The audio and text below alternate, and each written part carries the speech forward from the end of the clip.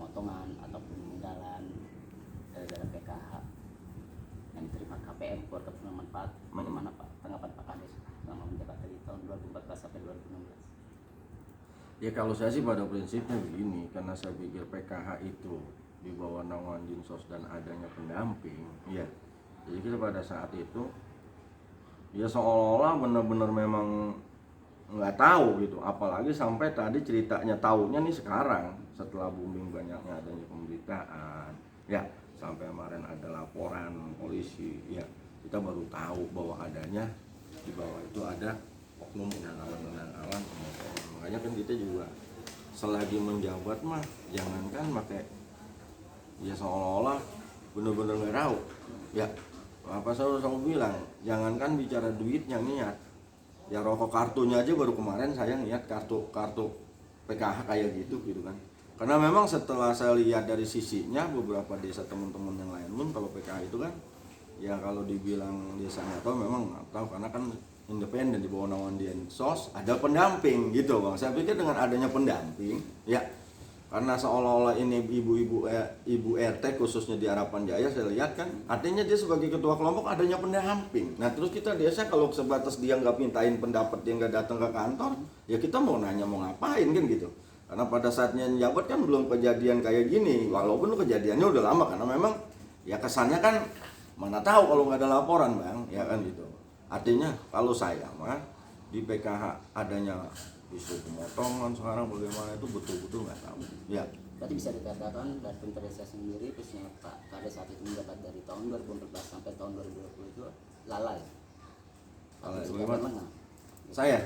Nah iya memang dianya nggak ada yang komunikasi. Nah, saya yang pertanyakan, apakah bisa dikatakan pemerintahan desa yang saat itu Pak Kades pimpin bisa dikatakan lalai ataupun lengah dengan adanya seperti boomingnya pemotongan ataupun mengalami KPM dari PKH ini? Nah, iya, jadi kalau kita berbicara dia lengah, bagaimana kita menyikapin itu kalau nggak ada komunikasi, katakan nggak ada dari pendamping itu nggak ada yang koordinasi kepada kita, ya. Nah terus kita juga kalau mau tahu juga kan juga karena ada etika juga, kalau kecuali dia datang ke kantor atau nemuin saya, ya dengan adanya kayak gini atau paling tidak ada warga 1-2 orang merasa dipotong lah kalau sama saya nggak ada yang ngomong begitu, itu, ya.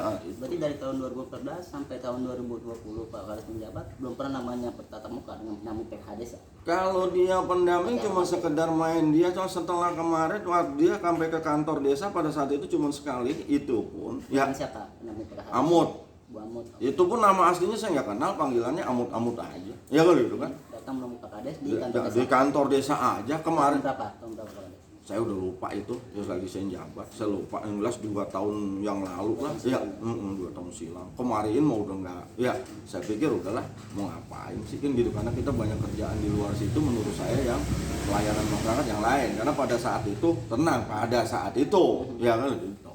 Pada saat saya belum turun kan tenang, saya pikir kan. Ya saya mau masuk apa yang saya kondangan yang nggak ada keluhan mau ngapain kan gitu kan. Nah isunya beredar di publik ini khususnya untuk desa Harapan Jaya Kabupaten Bekasi umumnya ada kaitannya dengan Pak Kades saat menjabat, bagaimana statement Pak Kades sendiri? Ya kalau statement saya sih saya nyeselin dengan keadaan kayak gini apapun alasannya ya kalau kita kan buru-buru kita membantu ya kalau itu benar adanya sampai adanya potongan sangat saya sesalkan ya karena kita ini kan itu kan uang-uang orang ya boleh dibilang kalau perlu mau kita bantu kenapa sih kita harus ngandung begitu. Saya udah bilang saya uang-uang yang begitu tuh itulah wajah saya haramkan pada saat saya jabat ya, untuk diri saya dan keluarga saya sempat statement saya di depan media banyak semua saya haram hukumnya apalagi pakai duit-duit yang begitu yang berhubungannya dengan ratusan orang ya Intinya satu, Pak Kades haram menggunakan uang KPM PKH. Iya, haram. Haram kalau saya. Bisa pertanggungjawabkan kalau saya. Dengan adanya instrumen pemerintahan yang paling rendah yaitu RT dan RW yang terlibat dan setelah ditangani polisi bagaimana? Kalau menurut saya itu sebuah konsekuensi. Ya, konsekuensi tanggung jawab. Ya, karena kan secara organisasi di pemerintahan desa dia RT, tapi di KPM lagi lain. Menurut keterangan di PKH itu dari pendamping dia kan sebagai istrinya sebagai ketua kelompok. Iya artinya kan. Jadi beda kalau di saat mungkin dia kemudian berbarengan dianya aja ya katakan udah jadi RT, kenapa ketua kelompok itu tidak disuruh yang lain ya tidak diberdayakan yang menjabat atau sebagai pengurus atau kelompok di dalam KPM PKH ini karena ibunya RT. Sedangkan kenapa Pak RT-nya ikut ambil?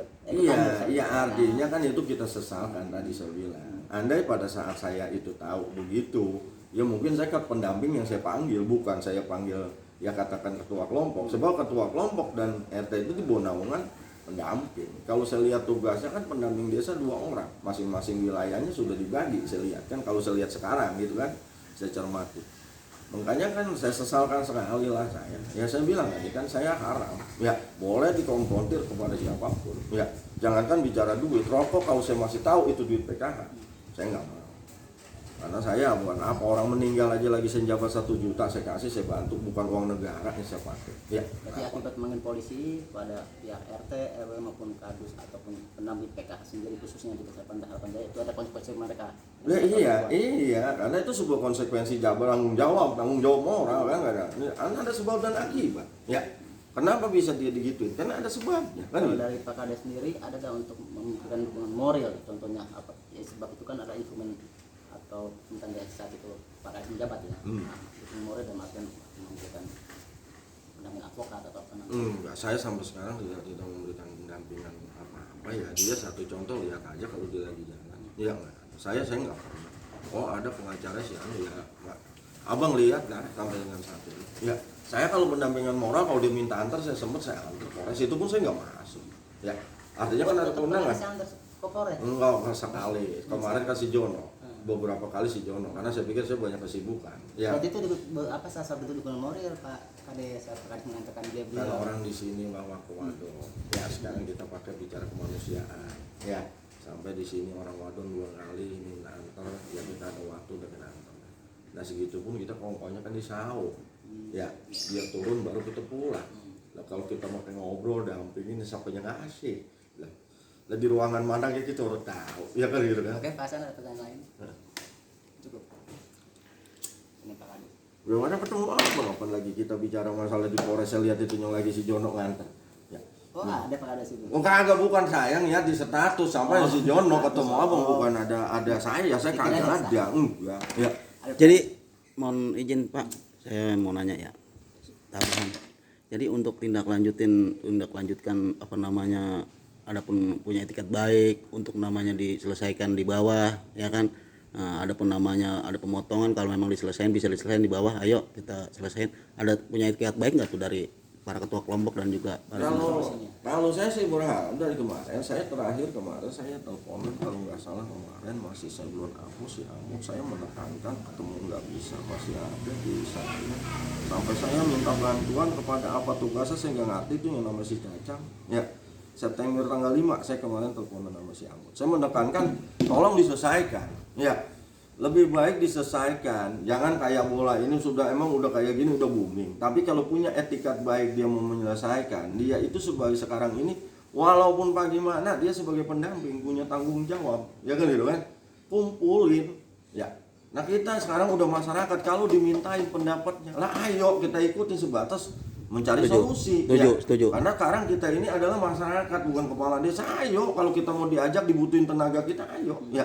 Lah. Kita juga terbuka. Kemarin saya telepon masih setekankan alasan dia kurang sehat. Saya minta Bu jangan kayak gini. Ibu nyeksa orang banyak ini. Betul. Kan gitu kan? Betul. Ya. Setuju. Karena harapan saya kan dia jadi nyeksa orang banyak. Ya. Khususnya di Pantai Harapan Jaya. Ya walaupun ini yang saya berulang-ulang ini konsekuensi. Ya, yang namanya mau bekerja ada tanggung jawabnya. Ya tanggung jawabnya kayak gini, pahit-pahitnya itu sebuah resiko. Oh, berarti Pak Kades sudah memberikan solusi kepada iya, saya bersama dengan kapan bagaimana dengan si pelapor semuanya, sebab kan ini ada sebab dan akibat, ada sebab dan akibatnya kayak gini, ayo kita selesaikan kan gitu. Ya jangankan persoalan apapun kalau punya etikat baik mau diselesaikan, rasa saya selesai Bang, ada jalan keluarnya rasa saya. Betul. Iya, ya artinya gitu kan tanggapannya. Nah kita pun berharap beberapa kali karena kita juga ngomong sama teman-teman khususnya abang kedua, udah malu dengan katakan statement ini, makanya kemarin kita di Muara saya ngebel, tolong disikapin sampai kata-katanya jangan nyiksa teman-teman di bawah, kasihan ya.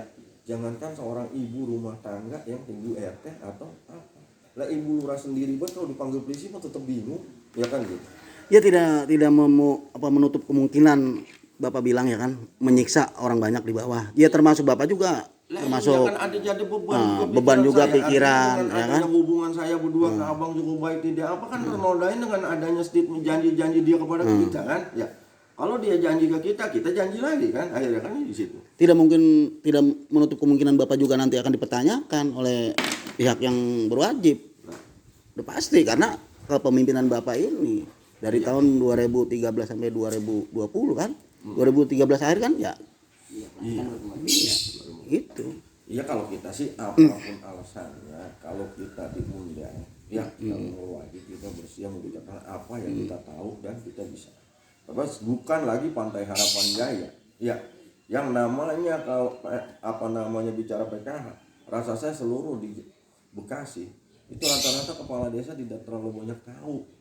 Ya karena sudah alasan dia kan pendamping itu jadi naungan Dinsos. Ya.